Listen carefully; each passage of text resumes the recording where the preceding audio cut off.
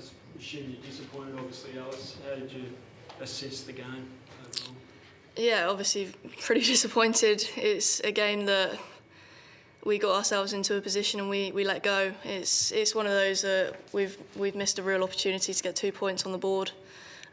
So yeah, I think there'll be severe disappointment within the group. But at the same time, we know that the end result is getting 10 points on the board, and yep, we're 4-0 down. But at the same time, we've still got so many opportunities over the next 2-3 weeks to get those 10 points, and I think there'll be a lot of reflection over the next couple of days before we get to Hobart. But yeah, I think the main thing is that we've done some real positives over the last 2 games, and it'll just be about kind of putting that perfect game together and getting over the line. The pitch obviously seemed pretty tricky. Do you think you should have chased the 180? I think any team that is batting second and has bowled a team out for 180 will take it. And yeah, it seemed very gettable. Like you said, the pitch was a bit tricky, but I think for us as a batting unit, it will be about kind of just reflecting, just assessing what our plans are, making sure they're the right plans. I thought the way they bowled today, they bowled really tight lines and lengths, and the ball was obviously doing a bit with the spinners as well, so it was quite tricky. But yeah, it's just about reassessing our plans and going from there. And at the midway point, we were pretty happy with our results. So like I said, there'll be a lot of disappointment around the group. Was it difficult in some senses chasing a total that you had plenty of balls compared to runs required, and did it sort of affect the way you approached the chase? I think that's a very individual thing. I think I can only speak for myself. Coming in, obviously coming in at 7, we're 5 down, and me and Jonesy just knew that with one partnership we'd get over the line. So for us it was very simple. It was just about kind of playing the ball on merit and really trying to get ourselves in.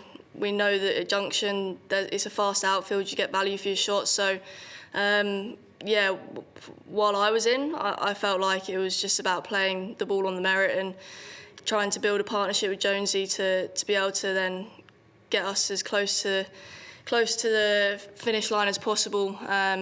But yeah, I can't answer for other batters.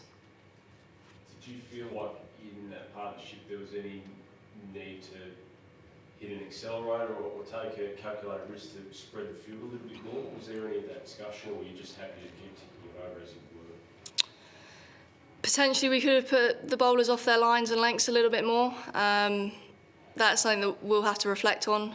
But in that situation, how we thought best to play the situation was to play the ball on merit. We knew that we were going to get balls to rotate the strike, and we knew that we were going to get some bad balls as well to punish. So the difference between balls and runs required were big enough that, especially for me and Jonesy anyway, when we're reacting to the ball instinctively and just playing the ball on merit, that's us at our best. So I didn't think that we needed to overcomplicate things, and in that situation, if we'd lost an extra wicket or 2 early, then maybe we get criticised for then taking an extra shot too early. So in that situation, it's kind of a no-win. Must have been pleased with the heat bowl today. How did they come out? What was your plan with the ball? Why do you think you were so effective? Yeah, it was really pleasing to get an opportunity with the ball. When I come on, my role is pretty simple. It's just to try and deliver my best ball as much as possible. I don't bowl a huge amount for England, so when I do get the opportunity, for me it's a really exciting opportunity to try and take it with both hands. And yeah, I was really happy with how it's been coming out recently. Obviously, having a bit of success during the Big Bash, kind of, especially with my confidence with my bowling, it's pretty high at the moment. So yeah, it was just like I said, sticking to my basics, and yeah, if I can turn a few on there, then I think anyone can, which was pretty pleasing. I know you can't talk for other batters, but Amy Jones at the end was not taking singles. What was the thinking around that from your perspective? She was the in-batter. She's someone that has been so successful to our batting lineup and to our team. So if she faced as many balls as possible, we had full faith that she'd get us over the line. quick turnaround to Friday now. How do you kind of park this result or move on from it? It's such a quick series, I guess, and it's something that I think as cricketers we're becoming a lot more used to. Like I said, there'll be a lot of reflection, there'll be a lot of disappointment tonight, but as soon as we kind of get back into our plans and reflecting and seeing what we could have done better, analysing it all, once we get to Hobart, it's a new day and we go again and we go at them just as hard as we can, and just keep trying to focus on ourselves. We can't control what they do, but what we can do is we can control how we plan, how we prepare, and what we want to do when we go onto the pitch. When did you know that you'd be being asked to bowl today? Did Heather let you know in advance, or was it just a case of she assessed conditions while you were out there and then she said to you, turn your arm over? I think I'm always ready to bowl for England in ODI cricket. It's something that is my role, batting at number 7 and also being that sixth bowler if they need me. And I guess from Heather's point of view, she thought that was the best option to bring on some extra spin, and yeah, it was nice to get 7 overs under my belt and have that opportunity. Which was your favourite wicket today? Elise Perry was quite a big wicket. She's obviously such a crucial batter in that lineup, so that was pretty nice to get the breakthrough. But yeah, they're all just as important within that batting lineup. So yeah, I was pleased with all of them. How close do you feel to getting that victory and just getting some momentum?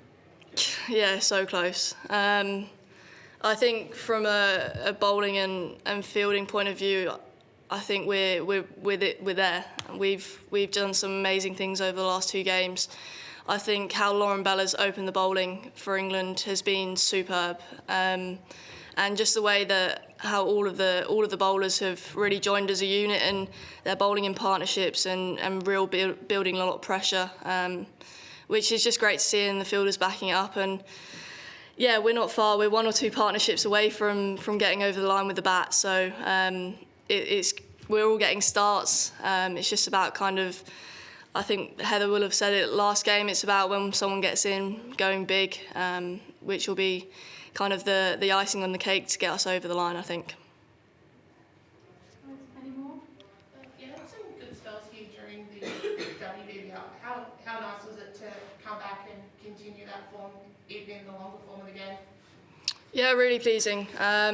Like I said, I don't get a whole lot of opportunities within this England side with 3 world-class spinners in our lineup with Sophie Eccleston, Dino, and Glennie. So yeah, any opportunity I get, I really enjoy it, and it's like I said, coming off a bit of success here, I really enjoy bowling in Australia, and it's just nice to continue that form, and all of that kind of work that me and the spin bowling coach have been doing over the last 3, 4, 5 weeks has been really crucial, and it's nice to get a bit few rewards for it.